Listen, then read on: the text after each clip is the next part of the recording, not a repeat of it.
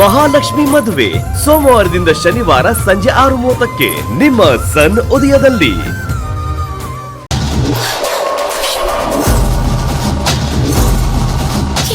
ಏನ್ ಮಾಡ್ಲಿ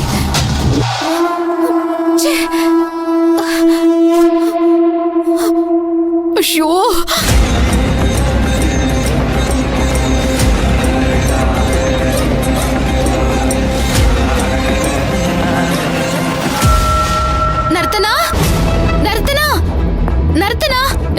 ಏನಾಯ್ತು ಮೈನಾ? ಯಾಕೆ ಟೆನ್ಷನ್ ಆಗಿದ್ಯಾ? ನರ್ತನ, ಅದು ಪುಷ್ಪಕ್ ಸರು. ಹೇಳು. ಪುಷ್ಪಕ್ ಸರು ಧ್ರುವರ ಅಮ್ಮನ ಹತ್ರ ಕ್ಷಮೆ ಕೇಳಕ್ಕೆ ಅವ್ರ ಮನೆ ಹತ್ರ ಹೋಗ್ತಾವ್ರೆ. ನನ್ ಎಷ್ಟ್ ಹೇಳಿದ್ರು ನನ್ ಮಾತೇ ಕೇಳಿಲ್ಲ. ನೀನಾದ್ರೂ ಹೇಳು ನರ್ತನ. ಕ್ಷಮೆ ಕೇಳಕ್ ಹೋಗ್ತಿದ್ದಾನ? ಯಾಕೆ? ಪುಷ್ಪಕ್ ಸರು ಅವ್ರು ಮಾಡಿದ ತಪ್ಪನ್ನ ನೆನ್ಸ್ಕೊಂಡು ನನ್ಗೂ ಧ್ರುವರ್ಗೂ ಮದ್ವೆ ಮಾಡ್ಬಾರ್ದಿತ್ತು ಅಂತ ಅವ್ರ ಅಮ್ಮನ ಹತ್ರ ಕ್ಷಮೆ ಕೇಳಕ್ ಹೋಗ್ತಾವ್ರೆ. ನನ್ಗೇನ್ ಮಾಡ್ಬೇಕು ಅಂತ ಗೊತ್ತಾಗ್ತಿಲ್ಲ. ನನ್ ಎಷ್ಟ್ ಫೋನ್ ಮಾಡಿದ್ರು ಫೋನೇ ತೆಗಿತಾ ಇಲ್ಲ. ಏನೇ ಹೇಳ್ತಿದ್ಯಾ ನೀನು? ನೀನ್ ಹೇಳ್ತಿರೋದು ನಿಜನಾ? ಹೌದು ಅಕ್ಕ, ನಿನ್ ಹತ್ರ ಮಾತಾಡಾದ್ಮೇಲೆ ನನ್ ಪುಷ್ಪಕ್ ಸರ್ ಫೋನ್ ಮಾಡ್ದೆ ತಾನೆ. ಆಗ್ಲೇ ಗೊತ್ತಾಗಿದ್ದು ಅವ್ರವ್ರ ಮನೆ ಹತ್ರ ಹೋಗ್ತಾವ್ರಂತ. ಅಯ್ಯೋ ಮೈನಾ, ನನ್ ಕೈಲಿ ಪುಷ್ಪಕ್ ಹತ್ರ ಇವಾಗ ಮಾತಾಡೋದಕ್ಕಾಗಲ್ಲ. ಇವಾಗ ಏನಾದ್ರೂ ನನ್ ಚೂರ್ ಮಾತಾಡೋದಕ್ ಹೋದ್ರುನು ಮತ್ತೆ ನಾನೇನೋ ಪ್ಲಾನ್ ಮಾಡಿದೀನಿ ಅಂತ ಅನ್ಕೊಂಡು ಇನ್ನು ನನ್ ಮೇಲ್ ರೇಗಾಡ್ಬಿಡ್ತಾನೆ. ನಾನು ಏನೇ ಮಾಡಿದ್ರು ಅವ್ನ್ಗೆ ಅರ್ಥ ಮಾಡ್ಸೋದಕ್ ಆಗದೇ ಇಲ್ಲ ಮೈನಾ. ನಾನು ಏನ್ ಹೇಳಿದ್ರು ಅವ್ನ್ ಕೇಳಲ್ಲ, ಆದ್ರೆ ನೀನ್ ಹೇಳಿದ್ರೆ ಕೇಳ್ತಾನೆ. ನಾನ್ ಎಷ್ಟ್ ಹೇಳಿದ್ರು ನನ್ ಮಾತೆ ಕೇಳಿಲ್ಲ ಅವರು. ಫೋನಲ್ಲಿ ಹೇಳಿದ್ರೆ ಯಾರು ಕೇಳಲ್ಲ ಮೈನಾ. ಡೈರೆಕ್ಟ್ ಆಗಿ ಹೋಗಿ ತಡೆದ್ ನಿಲ್ಸು. ನಾನ್ ಹೇಗ್ ಹೋಗ್ಲಿ? ನನ್ನಿಂದನೇ ಈ ಸಮಸ್ಯೆ ಶುರು ಆಗಿರೋದು. ಈಗ ನಾನೇನಾದ್ರೂ ಹೋದ್ರೆ ಇನ್ನು ದೊಡ್ಡ ಸಮಸ್ಯೆ ಆಗೋಗತ್ತೆ. ಇಲ್ಲ ಮೈನಾ, ಸಮಸ್ಯೆಗೆ ಕಾರಣ ನೀನೇ ಹಾಕಿದ್ರು. ಧ್ರುವ ಮತ್ತೆ ಪುಷ್ಪಕ್ ನೀನ್ ಏನೇ ಹೇಳಿದ್ರು ಕೇಳ್ದೆ ಇರಲ್ಲ, ಕೇಳ್ತಾರೆ. ಹೌದು ಮೈನಾ, ನಡಿ ನಾವಿಬ್ರು ಹೋಗ್ಬಿಟ್ಟು ಮಾತಾಡ್ಕೊಂಡ್ ಬರುಮ. ಇಲ್ಲ ಅಕ್ಕ, ನೀನ್ ಬರೋದ್ ಬೇಡ. ಅವತ್ತು ಧ್ರುವರ್ ಚಿಕ್ಕಪ್ಪ ಚಿಕ್ಕಮ್ಮ ಬಂದಾಗ ನಿನ್ ಕೋಪದಲ್ಲಿ ಏನೇನೋ ಮಾತಾಡ್ಬಿಟ್ಟೆ. ಸದ್ಯ ಭಾವ ನಿಮ್ಮನ್ ತಡೆದ್ರು. ಇವತ್ತು ನಿನ್ನ ಅವ್ರ ತಪ್ಪು ತಿಳ್ಕೊಳಕ್ ಬೇಕಾಗಿಲ್ಲ. ನಾನೊಬ್ಳೆ ಹೋಗ್ಬಿಟ್ಟು ಮಾತಾಡ್ಕೊಂಡ್ ಬರ್ತೀನಿ. ಅಲ್ಲ ಕಣೆ, ಅದಕ್ಕೆ ಅಂತ ಸುಮ್ನೆ ಇರೋದಕ್ಕಾಗುತ್ತಾ? ಅಕ್ಕ, ನಾನ್ ಏನೋ ಒಂದ್ ಮಾಡ್ತೀನಕ್ಕ. ನಾನೊಬ್ಳೆ ಹೋಗ್ತೀನಿ. ಮೈನಾ, ನನ್ ಮಾತ್ ಕೇಳು. ರಾಧಾ, ಅವಳೊಬ್ಳೆ ಹೋಗೋದೇ ಸರಿ. ಅವಳು ಹೋಗೋದಕ್ಕಾದ್ರೂ ಬಿಡು. ಹೋಗ್ಬಾ ಮೈನಾ ನೀನು. ಬರ್ತೀನಿ. ಅಲ್ಲ ಕಣೆ, ಅಯ್ಯೋ ಇವಳೊಬ್ಳೆ ಹೋಗ್ತಿದ್ದಾಳೆ. ಏನಾದ್ರೂ ಹೆಚ್ಚು ಕಮ್ಮಿ ಆಗ್ಬಿಟ್ರೆ ನನಗೆ ಯಾಕೋ ಭಯ ಆಗ್ತಿದೆ. ಭಯ ಪಟ್ಕೋಬೇಡ ರಾಧಾ, ಹಾಗೆಲ್ಲ ಏನೂ ಆಗಲ್ಲ. ಮೈನಾ ಹ್ಯಾಂಡಲ್ ಮಾಡ್ತಾಳೆ. ನೀನ್ ಧೈರ್ಯವಾಗಿರು.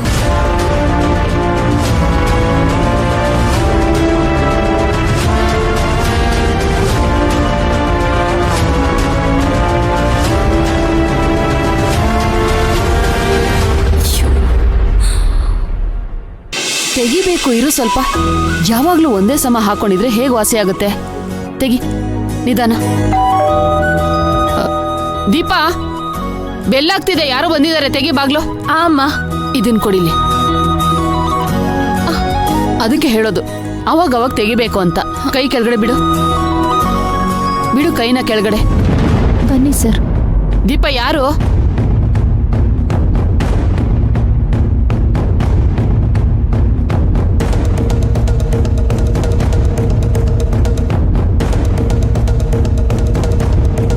ಪುಷ್ಪಕ್ ಅವರು. ಬನ್ನಿ ಒಳಗಡೆ.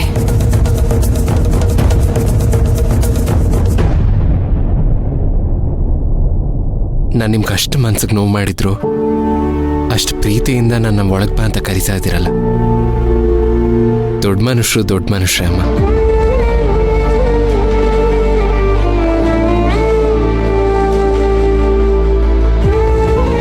ಶತ್ರುಗಳ ಮನೆ ಬಾಗ್ಲಿಗೆ ಬಂದ್ರು ಅವ್ರನ್ನ ಉಪಚರಿಸ್ಬೇಕು ಅಂತ ನಮ್ಮ ಮನೇಲಿ ಹೇಳ್ಕೊಟ್ಟಿದ್ದಾರೆ. ಆದ್ರೆ ನೀವು ಆ ಅರ್ಹತೆ ಕಳ್ಕೊಂಡಿದ್ದೀರಲ್ಲ. ಹೆತ್ತವ್ರು ಮುಖ್ಯ ಅಲ್ಲ, ನಿಮ್ ಪ್ರೀತಿನೇ ಮುಖ್ಯ ಅಂತ ನನ್ ಮಗನ್ ತಲೆ ಕೆಡ್ಸಿ ಅವ್ನ್ ಮದ್ವೆ ಮಾಡಿದ್ರೆ ಅಷ್ಟು ಸಾಕಾಗಲ್ಲ ಅಂತ ಹನಿಮೂನಿಗೆ ಬೇರೆ ಕರ್ಕೊಂಡು ಹೋದ್ರಿ. ಈಗೇನು ಅವಳಿಗೇನು ಸೀಮಂತ ಮಾಡ್ಬೇಕಾ? ಆ ವಿಷಯ ಮಾತಾಡೋಕ್ ನನ್ನ ಹತ್ರ ಬಂದಿದ್ದೀರಾ? ಅದೊಂದೇ ನೋಡಿ ಬಾಕಿ ಇರೋದು. ತುಳಸಿ, ನಿಮ್ ಕಂಪ್ನಿ ಬಾಸ್ ಬಂದಿದ್ದಾರೆ ನಿನ್ನ ಹತ್ರ ಮಾತಾಡೋಕೆ ಅಂತ.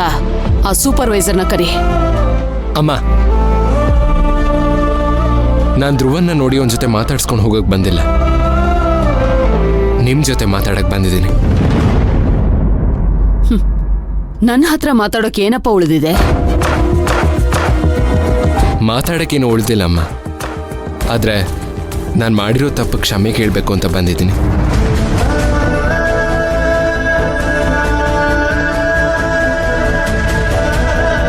ಅವತ್ತು ನೀವು ನನ್ನ ಮಗನ ಥರ ತಿಳ್ಕೊಳ್ಳಿ ಅಂತ ಮನೆ ಒಳಗಡೆ ಬಂದೆ. ನಾನು ನಿನ್ನ ನಂಬ್ದೆ. ಏನು ತಪ್ಪು ಮಾಡದೇ ಇರೋ ನನ್ನ ಮಗನ ಪೊಲೀಸ್ ಸ್ಟೇಷನ್ಗೆ ಹಾಕ್ಸಿ ಚೆನ್ನಾಗಿ ಹೊಡಿಸಿ ನಂದೇನು ತಪ್ಪಿಲ್ಲ ಕ್ಷಮಿಸ್ಬಿಡಿ ಅಂತ ಕೇಳ್ಕೊಂಡೆ. ಅವತ್ತು ನಾನು ನಂಬ್ದೆ. ಎಲ್ಲ ಸೇರ್ಕೊಂಡು ಪ್ಲಾನ್ ಮಾಡಿ ನನ್ನ ಮಗನಿಗೆ ಮದುವೆ ಮಾಡಿ ಅವನ ಜೀವನನೇ ಹಾಳು ಮಾಡಿಬಿಟ್ರೆ. ಇಷ್ಟೆಲ್ಲ ಆದ್ಮೇಲೂ ನಾನು ನಿಮ್ಮನ್ನು ನಂಬೇಕಾ? ನಿಮಗೆ ಗೌರವ ಕೊಡ್ಬೇಕಾ? ಕ್ಷಮಿಸಿ ಅಂತ ಹೇಳಿದ ತಕ್ಷಣ ಕ್ಷಮಿಸ್ಬಿಡ್ತೀನಿ ನಾನು ಅಂತ ನೀವು ಹೆಂಗ್ ಅನ್ಕೋತೀರಾ? ಯಾವತ್ತು ನಿಮ್ಮನ್ನ ಕ್ಷಮಿಸಲ್ಲ.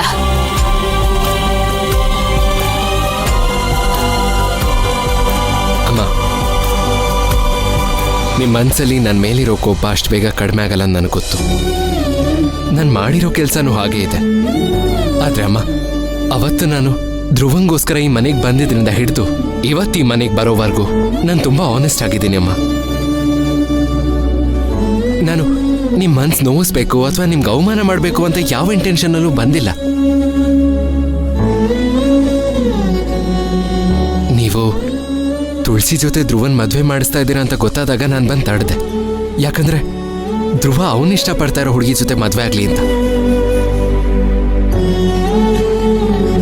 ಅಮ್ಮ, ನಾನು ನಿಜ ಹೇಳ್ತಾ ಇದ್ದೀನಿ. ಮೈನಾ ಈ ಮದುವೆಗೆ ಒಪ್ಕೊಂಡಿದ್ರೆ ನೀವಿಲ್ದೆ ನಾನು ಈ ಮದುವೆ ಆಗೋದಕ್ಕೆ ಬಿಡ್ತಾ ಇರ್ಲಿಲ್ಲಮ್ಮ. ಮೈನನ್ ಪರಿಸ್ಥಿತಿಗೆ ಧ್ರುವನೇ ಕಾರಣ ಅಂತ ನಾನು ತಪ್ಪಾಗಿ ತಿಳ್ಕೊಂಡು ಹೀಗೆಲ್ಲ ನಡ್ಕೊಂಡೆ. ದಯವಿಟ್ಟು ನನ್ನ ಕ್ಷಮಿಸ್ಬೇಡಿ ಅಮ್ಮ. ನನ್ನಿಂದ ತಪ್ಪಾಗಿದೆ, ನನ್ನ ಕ್ಷಮಿಸ್ಬೇಡಿ ಅಮ್ಮ. ನಾನು ದೊಡ್ಡ ತಪ್ಪು ಮಾಡಿಬಿಟ್ಟೆ, ನನ್ನ ಕ್ಷಮಿಸ್ಬೇಡಿ.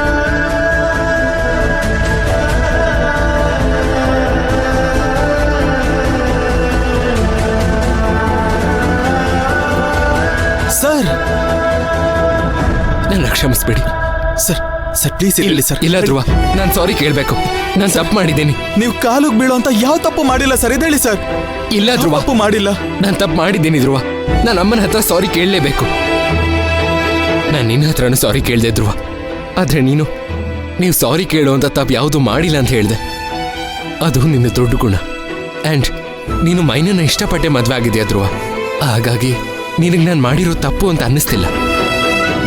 ಆದ್ರೆ ಅವರು ನಿನಗೋಸ್ಕರ, ನಿನ್ನ ಮದುವೆಗೋಸ್ಕರ, ನಿನ್ನ ಫ್ಯೂಚರ್ಗೋಸ್ಕರ ಎಷ್ಟೆಲ್ಲ ಕನ್ಸುಗಳು ಇಟ್ಕೊಂಡಿದ್ರು.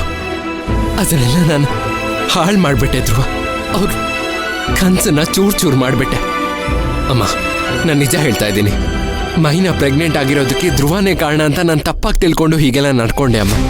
ಅದು ಬಿಟ್ಟು ನಾನು ಧ್ರುವಂಗೆ ಅವಮಾನ ಮಾಡಬೇಕು, ನಿಮಗೆ ಹರ್ಟ್ ಮಾಡಬೇಕು ಅನ್ನೋ ಯಾವ ಇಂಟೆನ್ಷನೂ ಇಲ್ಲ ಅಮ್ಮ. ಪ್ಲೀಸ್ ಅಮ್ಮ.